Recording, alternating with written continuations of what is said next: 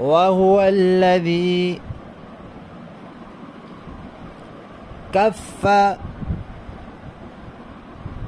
أيديهم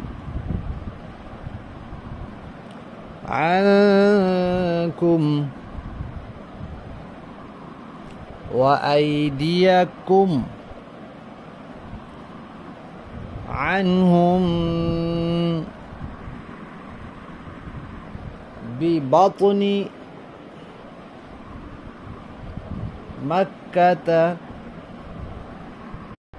من بعد أن أظفركم عليهم وكان الله بما تعملون بصيرا. صدق الله العظيم.